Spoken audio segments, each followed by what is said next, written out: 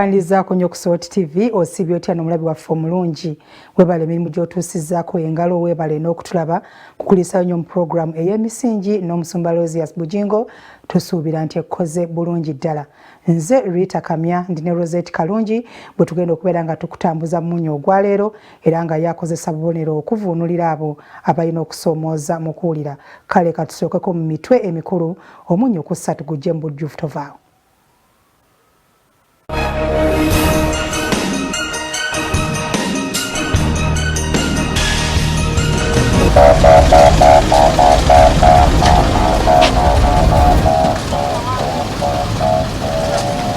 Akasatiro ku palaamenti y'eggwanga abadde aleetedde sipiika omutwe gw'omwana akwatiddwa.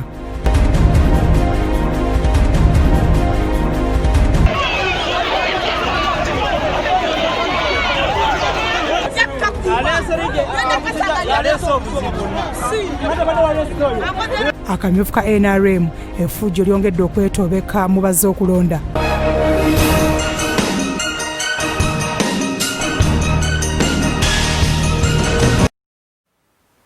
Butereevu tutandikidde ku nsasage esannyalazza emirimu ku palaamenti y'eggwanga olunaku olwaleero zibadde ziwera ssaawa 5:30 ne wabeerawo omusajja azze akaalakala n'ekisawo bw'atu n'ayagala okuba poliisi ya palaamenti ekimmooni era ne bamwanguyira mangu olumubuuzizza gy'alaga n'ategeeza nga bw'aleetedde sipiika ekirabo poliisi n'ekebera ekirabo kyaleese basanzeemu omutwe gw'omwana eyasaddaakiddwa. W'owulirira bino ono atwaliddwa ku kitebe ky'abambega ekibuli okwongera okumunoonyerezaako. Emirimu gisanyaladde ku lukiiko olukulu lw'eggwanga omusajja tannategerekeka bwazze n'agezaako okuyitamba ebyokwerinda era ng'ono abadde akutte ekitereke bw'atuuse otegeeza byokwerinda nga balina obubaka bw'aleetedde akubiriza palaamenti y'eggwanga. Abapoliisi babuuseeko ogenda okwekebejja nga mutego wa mwana. Kino kibaleetedde ebibuuzo bingi nnyo okumanya ekigendererwa. Bino badde wakati w'essaawa 5:6 era ng'omusajja oluvannyuma bamuwazeewaze okumutwala munda gye bamubuuliza akana n'akataano nga mye by'ebyokwerinda era badde beeyongeddwa kunywezebwa ng'amakubo agayingira mu palaamenti okuva ebweru gasibiddwa okumanya ddala ebbanga erisubye mu ssaawa 3 ng'omuntu ajja nga talina bimwogerako basooka kubuuza akana n'akataano. Oluvannyuma ge tufunye ag'omu nkubo gwolese ng'omuvubuka ono bw'atuuse okubategeeza nga bwalina ekizibu ku mutwe naye ng'era kiro kirese ab'ebyokwerinda nga bajulumiza nnyo. Oluvannyuma omutwe gw'omwana tukitegeddeko gutwalibbwa ne guteekebwa mu mmotoka eya poliisi ey'obuyonjo era ng'enebadde eri ku mulyango ogw'ekyemmanga gyemayidde ddala kaseera oluvannyuma ne bagitwala munda wansi mu kifo ekipakingibwamu emmotoka.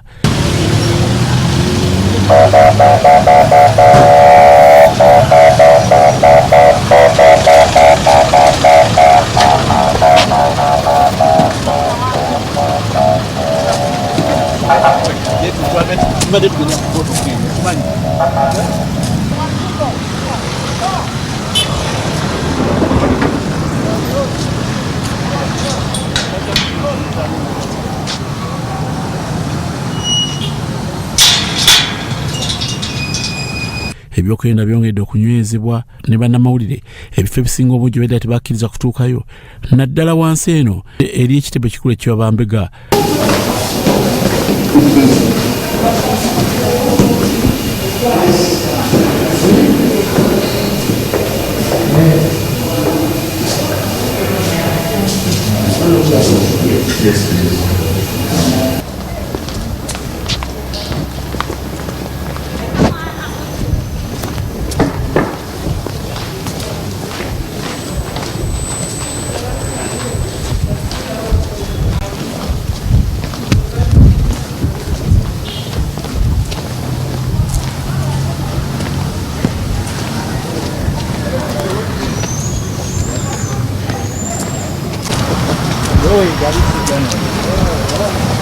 How do you do?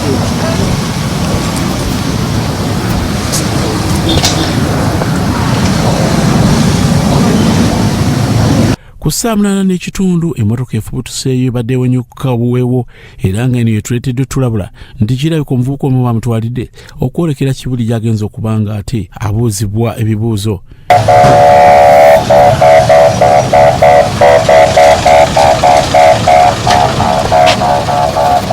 ebyo nga bitadde ku mabbali ebyokwendera binywezebwa oluvannyuma lw'omuwala azze abadde akutta omuggo mu ngalo ssaako n'ebbaluwa watuuse otegeeza nga balina ebbaluwa gyagala okuyingiza mu paalamenti ne bamugaana nga baagala okumanya ekigendera kyabadde aliko. Oluvannyuma ono bakitegedde ng'abadde alina by'aliko era akwatibwa n'ateekebwa ku mmotoka y'akabangali gy'awuliddwa ng'alaajana nti yagala bamutwale mu kkomera kubanga alwanirira ddembe liri. Bino byonna bibaddewo era poliisi ebikakasizza. From our colleagues who man the security at Parliament, indicating that they had arrested the man with a fresh human head and they wanted our expertise input as investigators, and we immediately went there and we got when they had arrested a man who has been identified as Joseph Nwashaba. Nwashaba was arrested and is currently at Z headquarters being interrogated, one on where he got the head from and what intention he had with the head. But also in a similar development, we also received information that there was a case of disappearance of a kid that was reported in Masaka. But we are trying to match the DNA between the trunk which he got.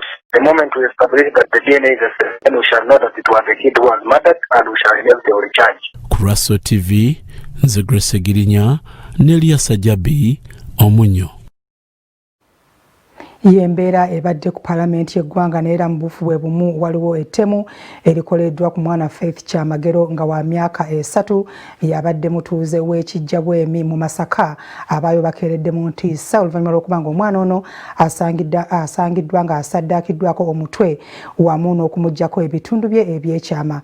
Kakati n'abatuuze bategeezezza nti asanjaze omwana ono babadde bamusenza okumala emyezi 3.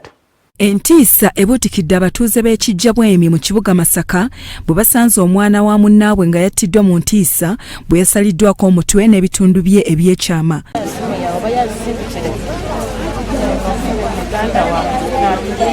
Abatuuze bavumiridde ekikolwa kino kyokka ne bakiikira munnaabwe ensingo okusenza omuntu ate n'atamwanjulira bakulembeze.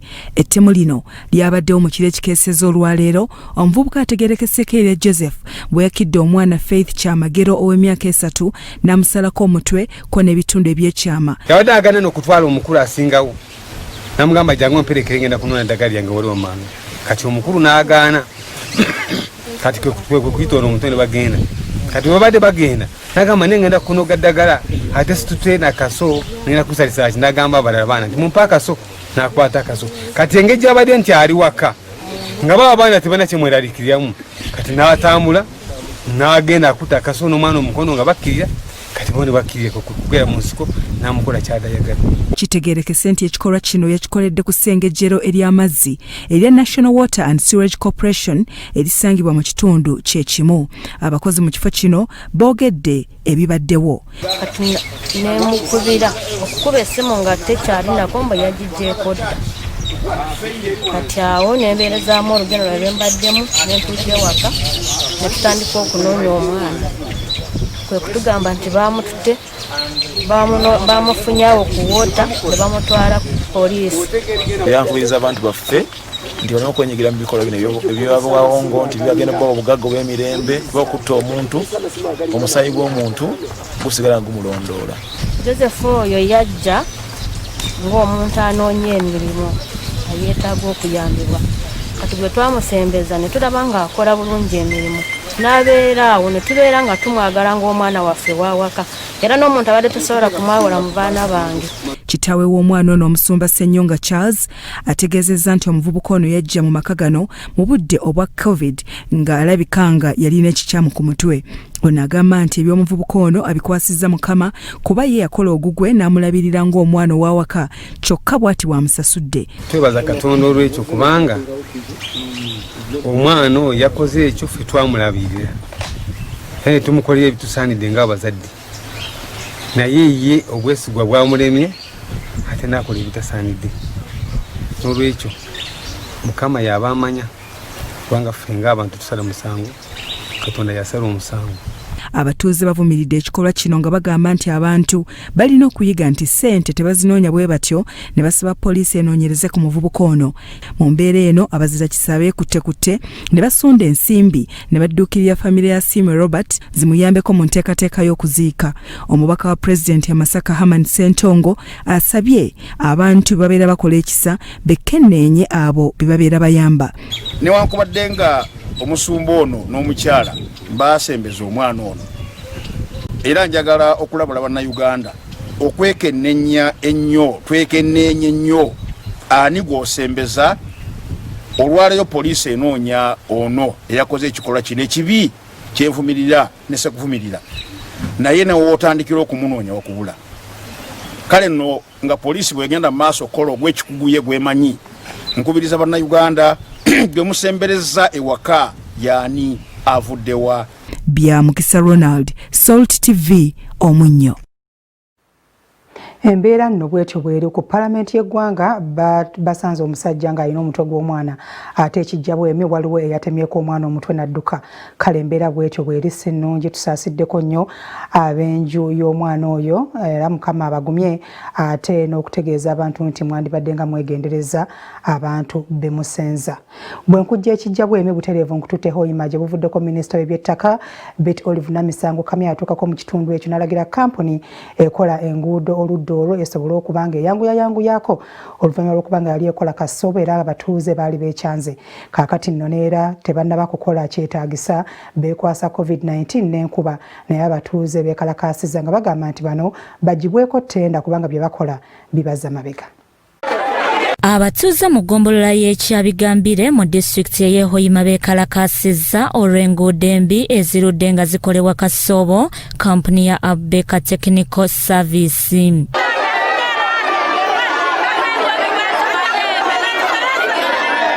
Wiiki ewedde abatuuze ku byalo omuli Kibugubya, Kyabigambire Central, Kibengeya, Kitongole n'ebirala baavaayo ne beekalakaasa oluvannyuma lw'okukola amakubo gano akasoobo.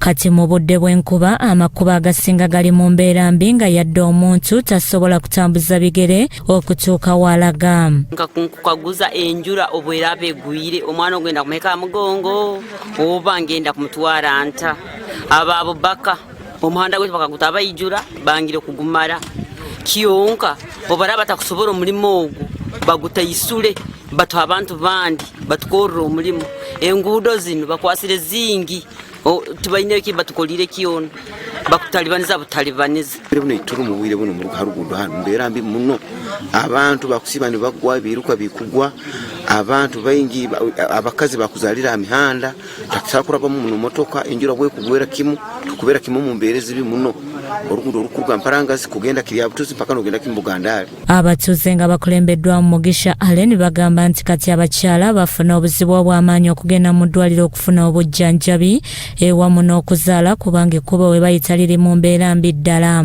Eno itumaze akasumi kugirimu ekitiito tulu omyaka nk'etaano genda jju wakulugwe bayize basindike bakoze utibiro bakatongereza mbe kisabu ku biodiyo ngo bayongeza mbe kisabu kiri kyamaani muno.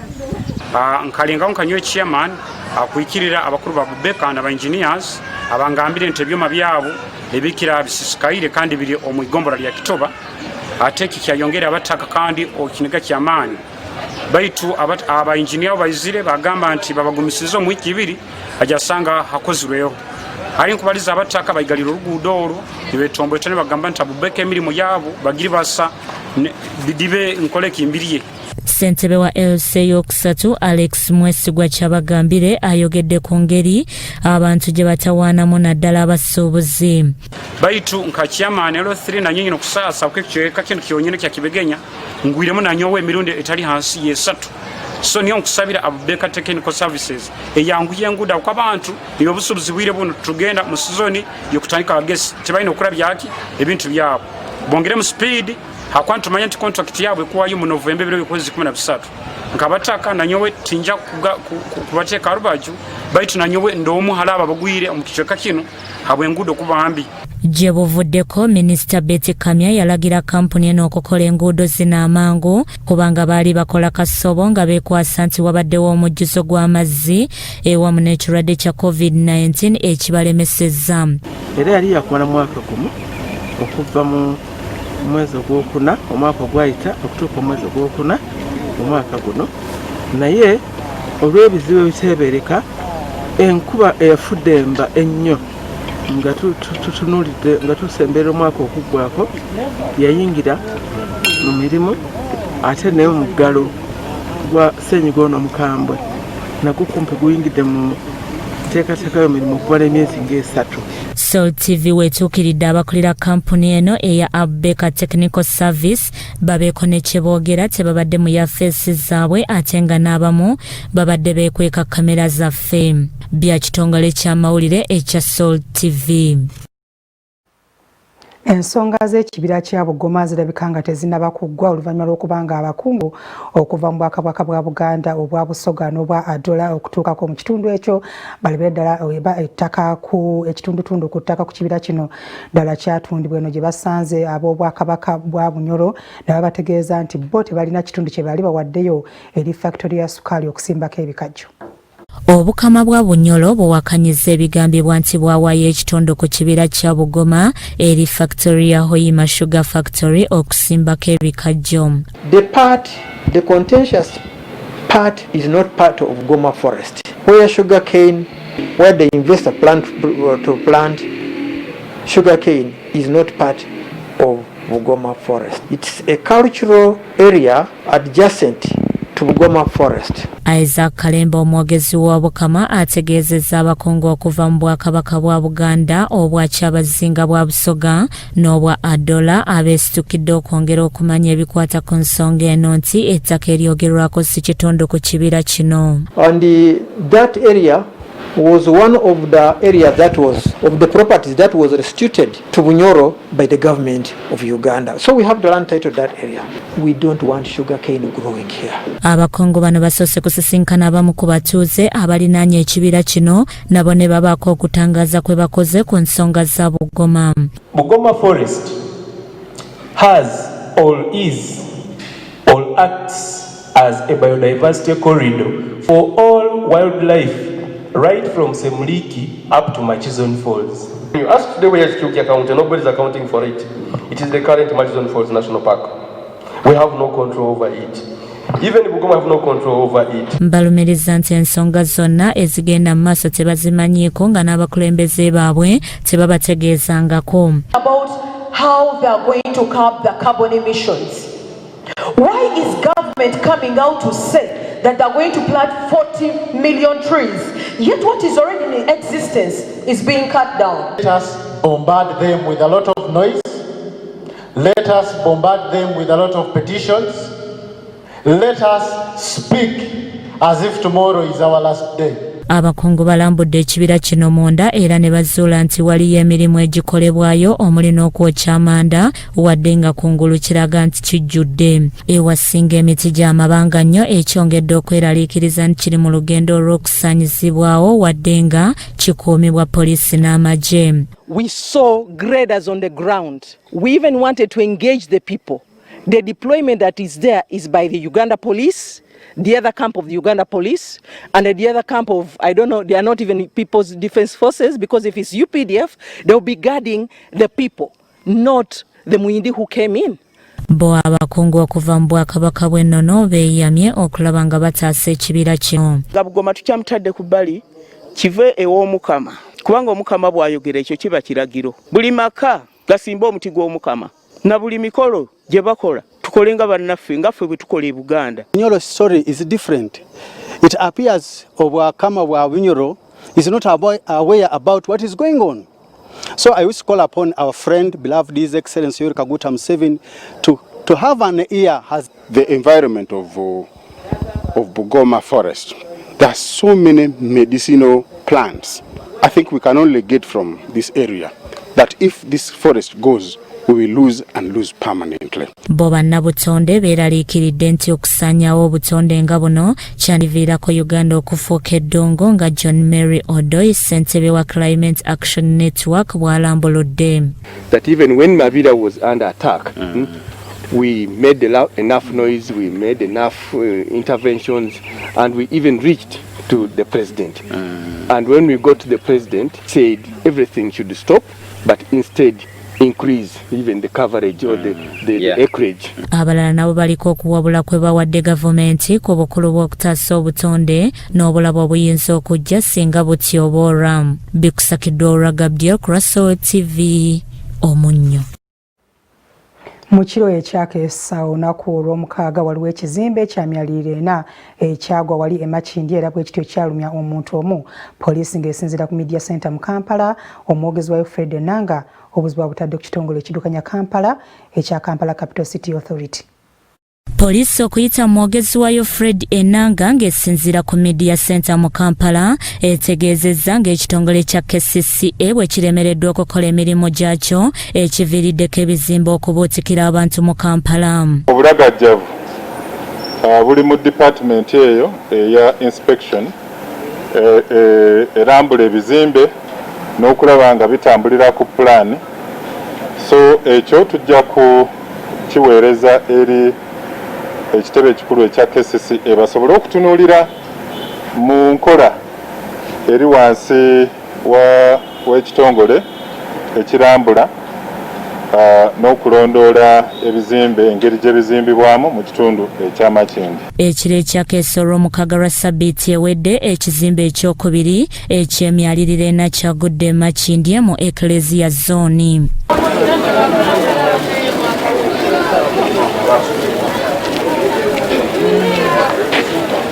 Poliisi egamba yamaze okuyiikula ebibulooka wabula nga tebazuddeyo muntu yenna yafudde okuggyako omuntu omu nga musomesa Onywi Godfrey eyaggiddwayo ekiro ky'olwokutaano nga mulamu yadde nga yabadde n'ebisago. Omwami omu yekayika Onywi Godfrey eyali omusomesa yataasibwa era tewali muntu yenna gwe twazudde eyali asigalidde mu kizimbe wansi. Kya mukisa mulungi nnyo. Poliisi etegeezezza nti akulira okulambula ebizimbe e Makindye yakwatiddwa wabula n'ayimbulwa kakalu ka poliisi era essaawa eno bali ku muyiggo kwabadde inginiya Batunde Fred eyabuzeewo. Naye nga ku weekend physical plan ow'e Makindye ne inspector w'ebizimbe Makindye basobola okutuwa statement zaabwe waliwo ebyali bigambibwa nti baalambulako ku kizimbe ekyo. Annyonnyodde nti bamaze okufuna sampolo ku ngeri seminti, omusenyu n'ebintu ebirala gye bibadde bikoze nga we bongera okunoonyereza. Mu lukuŋŋaana lwe lumu ekitongole ky'amakomera kirambuludde lwaki minisita Mwesigwa Lukutana eyakwatibwa olw'okuggyako omukuumi w'emmundu mu kamyufu ka NRM yaggiddwa mu kkomera entuŋŋamu n'azzibwa ekitalya. Tukimanyi nti Lukutana yaliko Attorney General oba ssewaabe wa gavumenti, ate engeri gye tukyali mu biseera eby'obululu akulira ekitongole ky'amakomera balaba nti ekisaana kwe kuba nti bamujja mu kkomera lyandibadde asibirwamu ery'entungamu ewaabwe aleetebwe ekitalya kubanga kitalya yemu lyekkomera lye tubadde twakamala lya maximum security.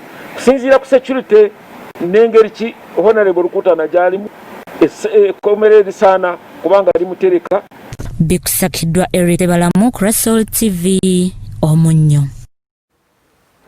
Olwaleero babadde aba NRM era bali mu kamyufu kaabwe naye ng'erefujje eryeyolekeddemu n'ebirala bibadde bingi nnyo naye nga bwe tukyateekateeka emboozi eyo katusooke tukulaga ey'ebivumbuddwa nga tukyali ku John Mubiru gwe baaferako ennyumba ye naye ng'obufere bwe bamukolako bwewuunyisa bw'aba akunyumiza.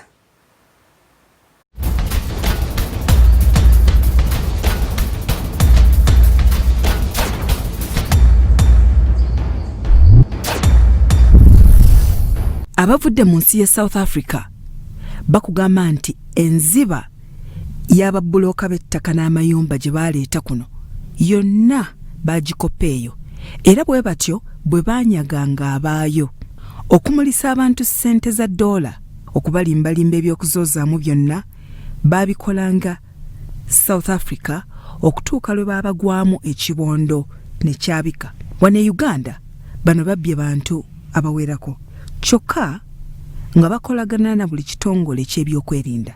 John Mubiru omu ku bangi abagudde mu mbi z'abasajja bano we twasemberanga ssente azibatwalidde. Naye katono nnyo John ogambye ssente wasooka kuzitwala waka. Ssente twalina omukyala twatuuka awaka ne nimuzza awaka ssente ne nzimuggyako. Ogambye lutuuka awaka n'omugamba otya? Ngamba ssente zino kanzitwale nga simubuuliddeemu ebyo nsonga yange eya sheeki ye yalowooza nti ngenzeewa nzikutte kuzitereka. Ogambye tewaliako wadde 10? Sente ze najjako emitwalo 5 gye nalyako gyokka. Emitwalo 5 gye najjako nempa omukyala ne mbagamba mugule emmere nze kamala okukola ki okugenda kutereka. Olwo Brian nga ye omulesi wa bulooka wo nga tuli naye. Olwo babulooka bo wabakola otya? Ababulooka nali nabawaddeko miliyoni 2 nga zibaweera wa looya, nabawa miliyoni 2 ez'omulimu gwabwe. Katono nnyo John, lwaki mubiru yakugoberera okutuuka awakaawo? Kyamungoberesa paka awaka ye yantwala ewaani ewa Sheeki.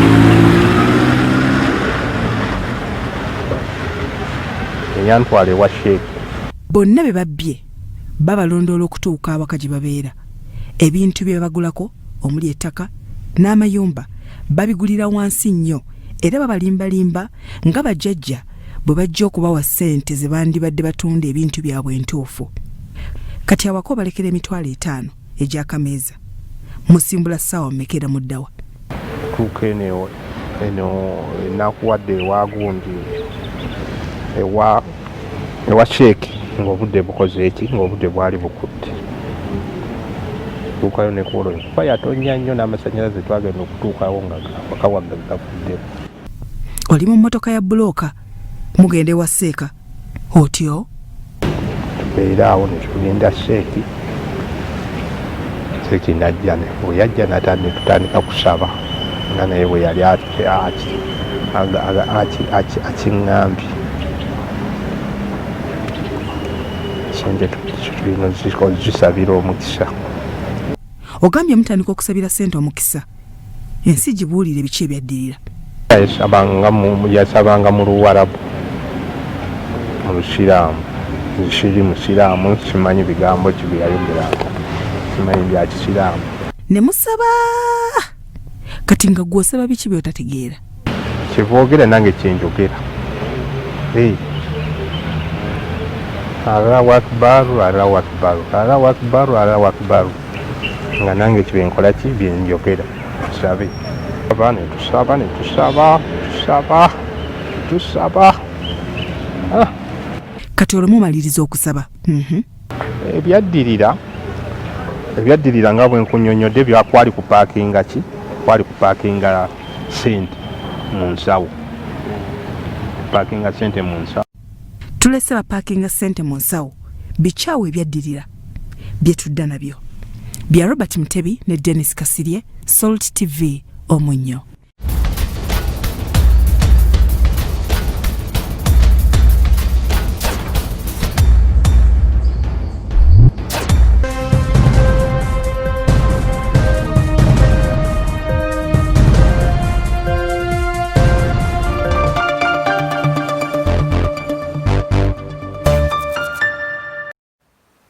Kulekayo nnyo mukuwummulako obutereevu nkututte mu mboozi yaffe ey'okulonda akamyufu ka NRM akabadde mu bitundu ebyenjawulo era bwe bityo mu bitundu byetusobodde okutuukamu e Kampala okuli Kawempe effujjo lyetobese mu kulonda kuno ate ngayo e Lubaga tulabyeko kubamu nga bagaaniddwa okulonda ne balagirwa bave mu nnyiriri bwe tugenze emityana abayo beeyogeredde ebisongovu ate ng'emukono kaakati nawabbi b'obululu bakitadde ku beesimbyewo ng'ate eno wabaddeyo kkone ku masasi aganyose e Kasese abalonzi ne bavudde mu nnyiriri songa embale ate abalonzi balwanaganye ne poliisi embeera nga bwe tugikuŋŋaanyizza yino tugireese. Akamyufu aka NRM okulonda bakansala ku magombolola bassentebe baago ne bammeeya ba zi divisions abanaakwatira ekibiina bendera kukoleddwa leero mu ggwanga lyonna.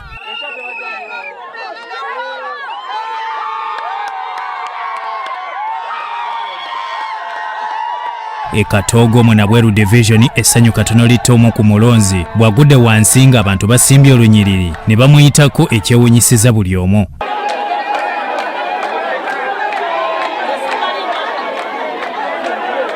Mubaddemu abamu ku beesimbyewo abakasunguyira omu bw'avudde mu lunyiriri ng'agamba nti bakkiriza abaana okulonda abawagizi be ne bamuwooyawooyadde mu lunyiriri naye bamuwangudde.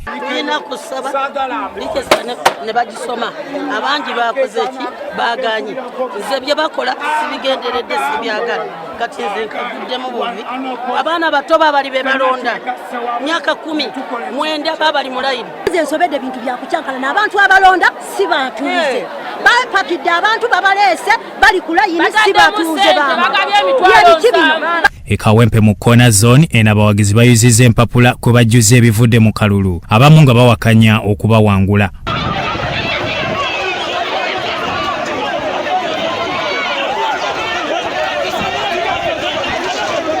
Mu Kisowera North Ekawempe abawagizi ba Mwesigye Banisi baganya okudda awaka poliisi bwekutte abadde akuliddemu okulonda n'atasobola kulangirira muntu waabwe abamu nga bamuwadde amannya aga designing officer.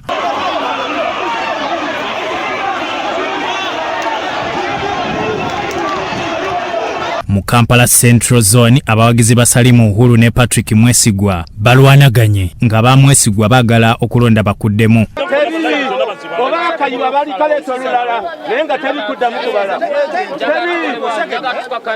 Manya bayimulwakikiriza Sylvia kansala owa direct ku Central Division Nakasero 1 akalulu Nakasero 1 katambudde bulungi abantu bakajumbidde abantu babadde bangi ekibadde tekirabikangako era abantu bonna ne balonda bulungi era akalulu kamaze essaawa 5 kitundu.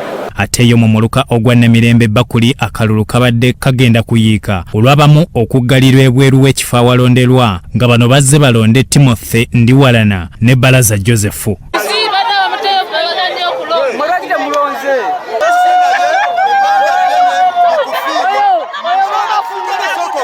Mu muluka ogwa Kasubi mu Nakyalo Sempija Jaffa ayisemu nga tavuganyiziddwa era aliko byayogedde ne yeewaana.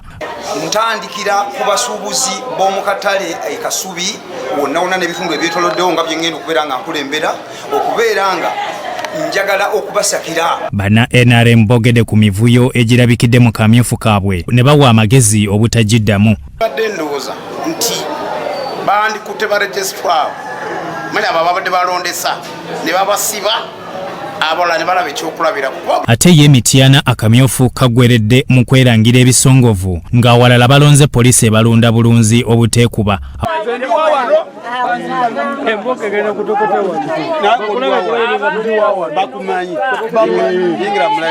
Abawagizi ba Lwanga Prosi ne Nanozi Jeni beerangidde nga bagamba nti bano balemera ssente za sabbuuni n'ekyuma ekisala empapula ne beewalabula okukakkana nga bazinyeemu n'amazina ageerumya.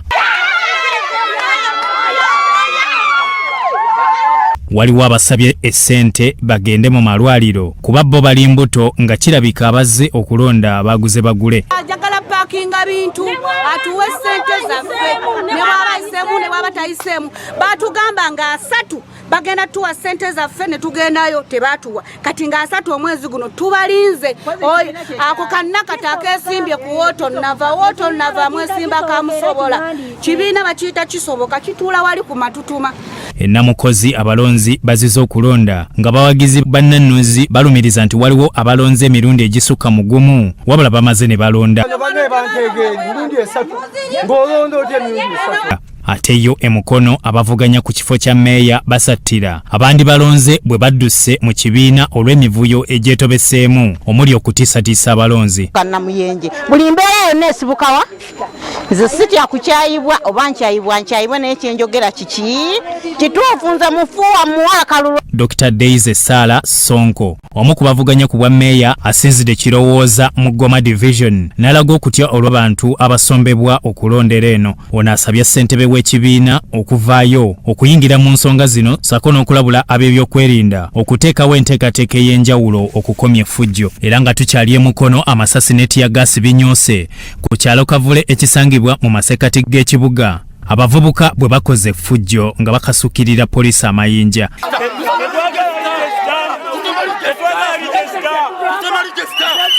Embeera eno ereeteddwa akulira ebyokulonda bw'asoose okugaana okulangirira ebivudde mu kulonda nga Dr. Daisy Sala Sonko bamuwangudde n'enjawulo ya bululu 6.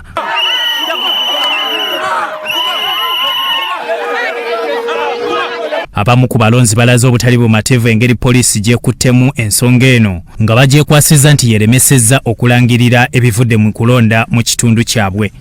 Mumanyi kati wa NRM kubanga nze chairman okiwulize kakati kyoyagala ogamba nsonge nokwoli kiwa owaddipi gwemmanya emyaka gyonna. Era nga tukyali emukono kansala Stephen Mafuwa akiikirira Nakisunga ku disitulikiti era nga yamyuka ssentebe wa disitulikiti alangiridde nti ayabulidde NRM bwe bamukubye akamyufu ng'agamba nti Eva Nantongo tayinza kumuwangula.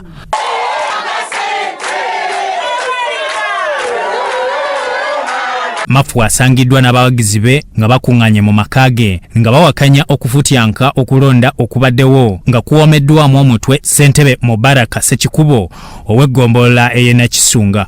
Ssekikubo Mubaraka atambula buli ku kyalo mujjukire bulungi bwe baali nga bawandiika rijasa za NRM mu mateeka chairman w'eggombolola tasaana kukwata ku NRM register. Oluvannyuma ategeezezza nga bwe waliwo abalese asidi ne bamuyiwa ku miryango gy'abamu ku bawagizi be. Abatuuze bazze ewuwe abataase ku bassentebe b'ebyalo ababataddeko olukongolo obutawagira bantu be baagala nga baagala na kubagoba ku byalo.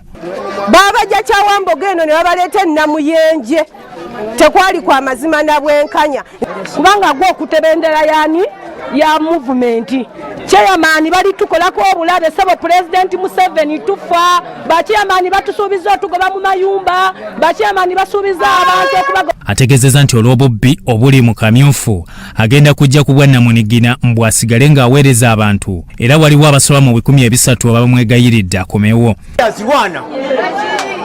Ono ekimukubya kwogera mazima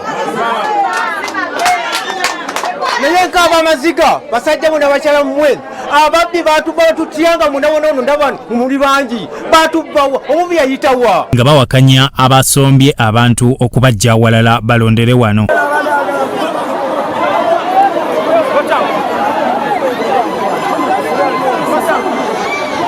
Bano era bawakanya ababadde beewaana nti balonze emirundi egisukka mu gumu nga bwe bamala okubabala ate nga bava mu lunyiriri nga badda emabega waalwo naddala balondedde e Namataala.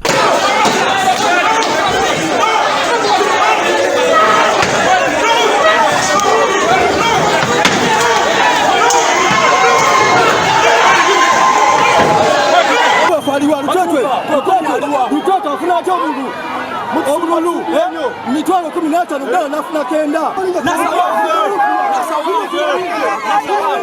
waliwo abali okuva mu seero z'endala nga bajja eno okulonda bava kugema bajja eno mu seero y'emara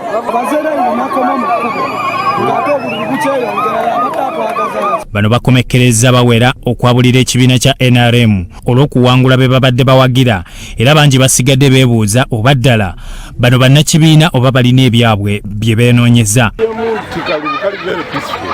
Ate kye nasinze okwagala abantu balonde nga temuli kulwana zenondera wano banange bakandidate simuwana buli kandidate afunye obulungi kizoke abuvueri nga bubale nate batuuka wano ne batubuzaabuza bali kubala nafu ne twewunya ng'abalonzi ekaliku ekukana kalulu kebuvuyo nga kalulu kesikwamiremu iruti yaweeyeta. Embiranye eri wakati wa Kisolo Moses ne Muhammadu Masaba ku bwa meya bwa Industrial Division nga Masaba ye ssentebe wa NRM Embale. Security in the tally room was not enough and the supporters of the candidates overpowered the whole process and it became a mess after we had declared some other candidates and we are left with only one of the city women member of parliament. I was there myself.